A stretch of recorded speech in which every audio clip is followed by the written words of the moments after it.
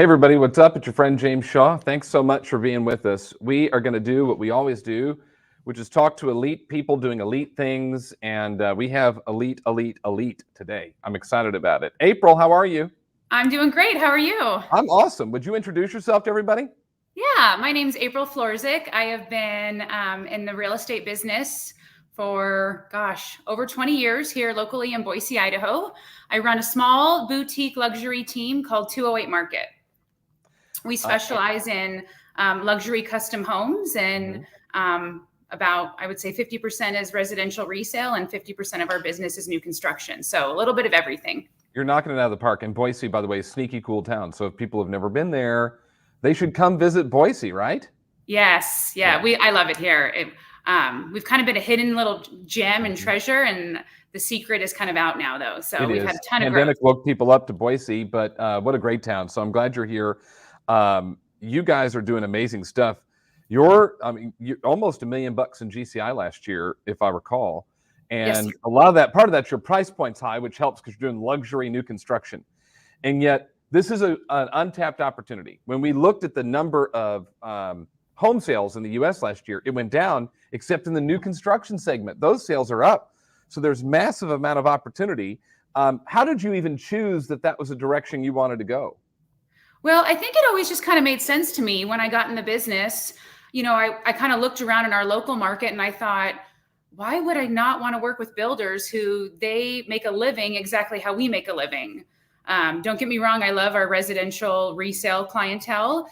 They typically move every 5 to 7 years, but a builder, right? He's in the same business I am. And the more homes he builds, the more homes the more homes I can sell. So it kind of was just common sense to me that I'd want to align with new construction.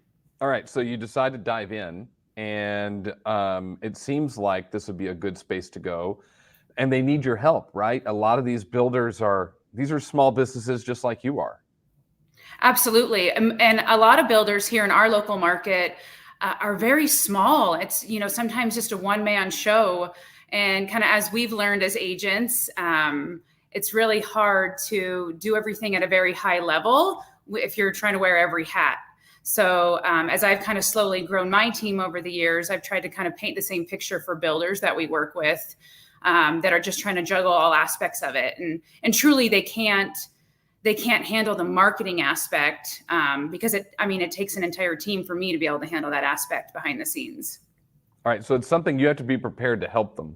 And you've got to be systems heavy and just have a lot of good stuff together to be able to help them out. So let's walk through the progression of how do we even earn the opportunity in the first place, and then how do we service them. So let's do it kind of in that order. So talk about, if we've got somebody watching and they're like, all right, there's a ton of new construction in my town. I want to help these people. What is the way in? How do you get to build relationship and start to add value? Well, I think, the best suggestion I would make for any agent who's never done new construction is you have to know your market and you have to know your data and be able to speak to that. And kind of dumb it down and keep it simple for builders. Most builders don't like to be kind of behind the computer and in an office. So they're on site and they're working with subcontractors.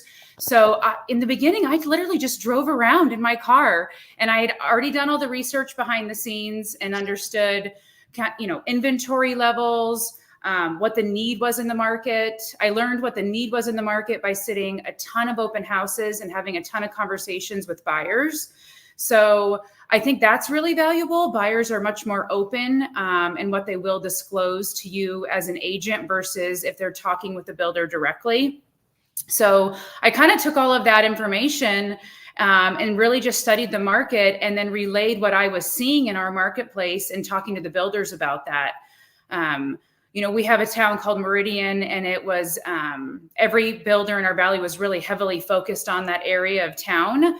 And what that created was just a ton of competition for builders. And there were other areas in our market that had higher demand, but no one was really building at that time. And so I was trying to paint that picture and explain to these builders I was chatting with, saying, there's a ton of opportunity in this location. No one's building over there. You have zero competition, and there are buildable lots in this area. So that was really what kind of, I would say, started my career in new construction was just having those conversations with builders and them looking at it and going, oh, okay, you know, these lot prices are very similar to the lot prices where everybody else is building. And I would say that's kind of how the doors open for me. But so first off would be understand your market, be able to talk to builders and relay what the buyer needs are in that area, and then show them opportunities. Every builder in this, whatever town you live in across the US, will give you their time if you bring them an opportunity. So I really spent time focusing on finding opportunities.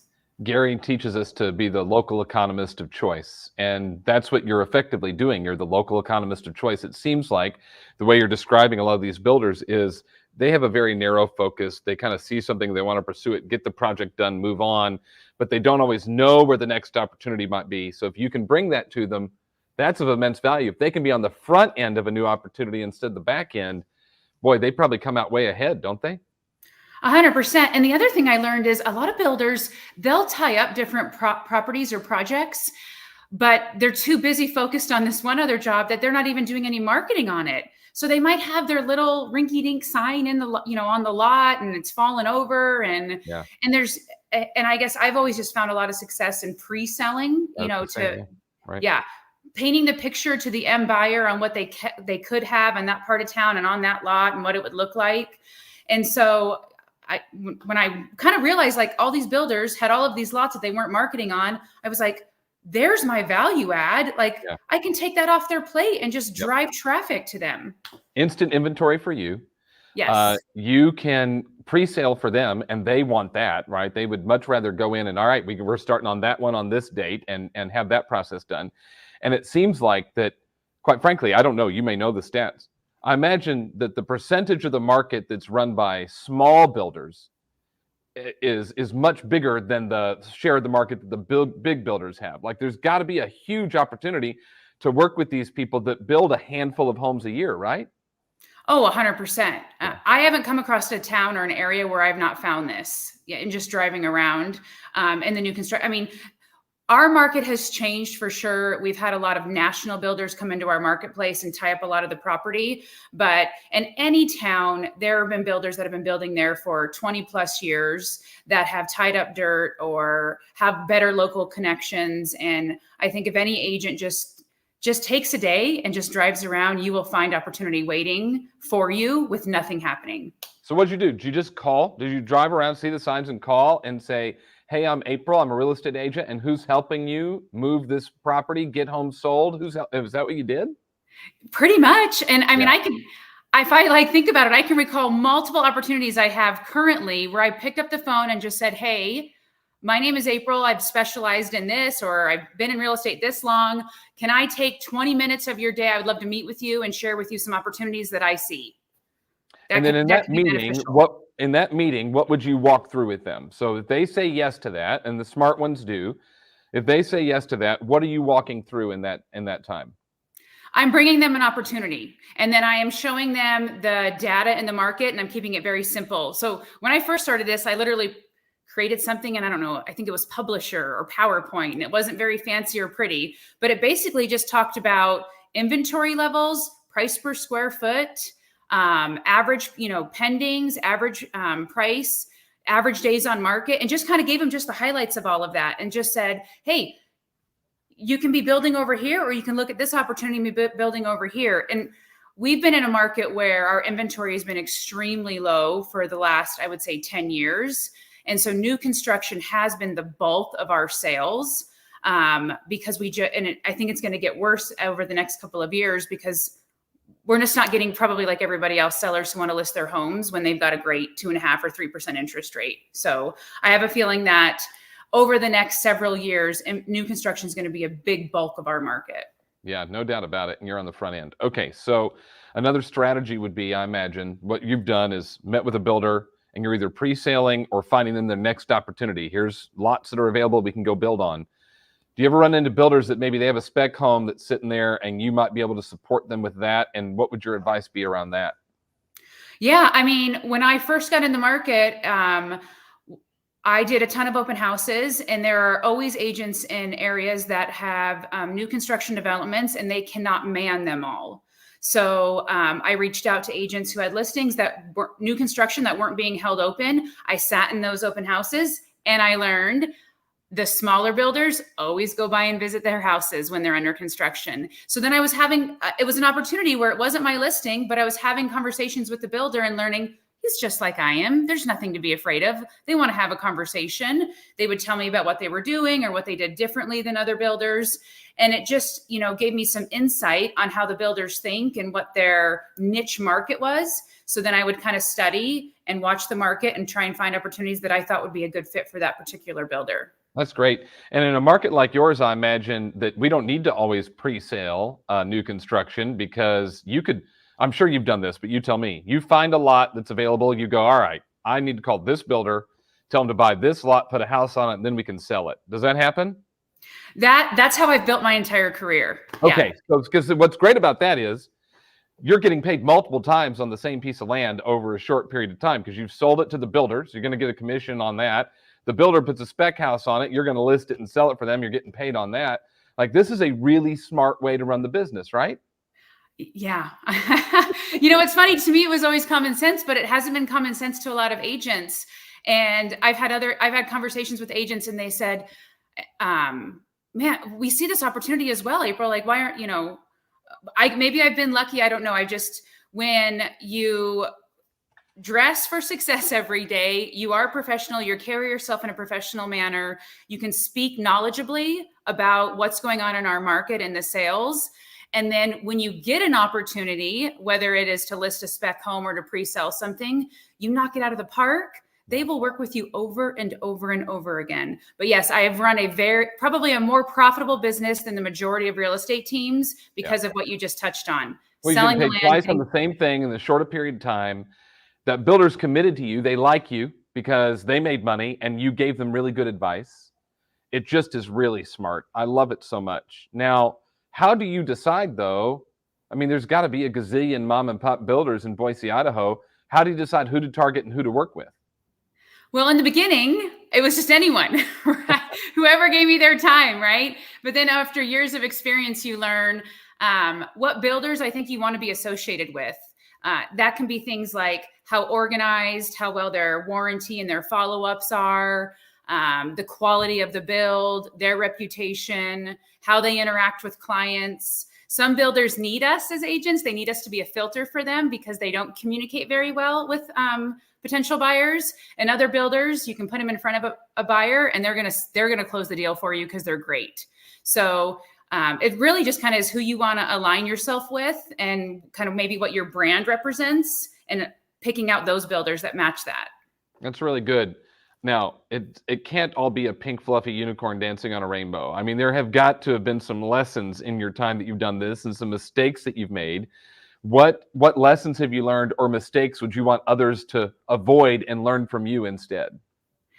Oh, goodness. Probably the biggest lesson I've learned, or the biggest hurt or gut wrenching, is finding an opportunity for a builder, painting the vision for the builder, bringing it to the builder, and then the builder not working with you, and choosing a different team or a different agent to market with. So I would say the best advice I could give someone would be, if you do bring an opportunity to a builder, make sure that you have a solid seller representation agreement in place or a solid compensation agreement in place, especially if it's an off-market opportunity. We hope in this business that we find people that we want to work with that are loyal and will stay loyal. And the majority of my relationships have been built, are extremely loyal. But occasionally you will run into someone where you'll bring them a unicorn or $1 million opportunity, and another great agent steps in and all of a sudden you don't have the listings on it. So that would be the best advice I could give. All right, I like it. Now, the other thing you said off the top was one reason why they're hiring you is because they need help and support to do the things they're not great at. That means that we have to provide that to them. My guess would be you've got, good systems and good people. So I want to hear a little bit about the infrastructure of your organization so that others know what to expect, and talk about how you got there. And then what are some of the systems that the builders have found most valuable that your team provides? So I've always run my team, I would say probably for the last 8 to 9 years, more admin heavy. Just because I've tried to offer a higher level of service, and there's just no way as agents we can do all of that. There has to be a lot of kind of behind the scenes help.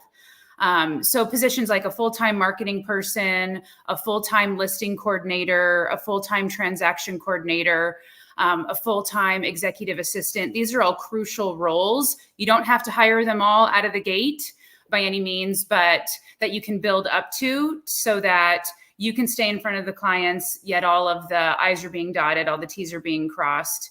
And I would say one of the biggest ones is marketing. When I worked with builders and started kind of diving into new construction, I realized that these builders would, have a client come to them, they would build an incredible property, and then they would never hire a professional photographer to document the work that they did. So that was kind of mind blowing to me. So that was a service that I would provide, that I would send my photographer over. We would document it. Sometimes it was documenting it throughout construction, sending that information to the client. The client loves to see that kind of stuff. And then when the house is completed, we would also professionally shoot it so that the builder started to build a portfolio, right? And I mean, I started with just literally, we would build Google sites. And we would upload every home that they built and all the photos from that home. So then when we were in conversations with other real estate agents that had clients looking to build or potential buyers, we could simply send over the Google site and it showcased all the builders' work. This is for the less sophisticated builder that doesn't have, say, a social media presence or a website built yet. We've helped builders build websites. We've helped builders work with designers that were trying to pick finishes on their own and do an introduction to a designer to kind of help them and show them that you can sway a home's value when you have a professional on that aspect involved. What else have we done? I'm trying to think. We've done videography on construction sites to kind of showcase the construction of the developments as they're progressing. Just kind of all of that behind the scenes stuff that the builders aren't even thinking about marketing wise. Well, it seems like that, especially if you found a new builder, someone who's launching their business that has none of that, and you can come in and go, let me get that off your plate. Let me do all this for you. April, you have a client for life as their business grows, business grows and it evolves. And now they might be able to bring some of that in-house, and yet you're their person. Like, they're not going anywhere else. And then my guess too is this leads to listing opportunity for you, because someone goes to the builder and says, we want to build a house. They don't even know you exist.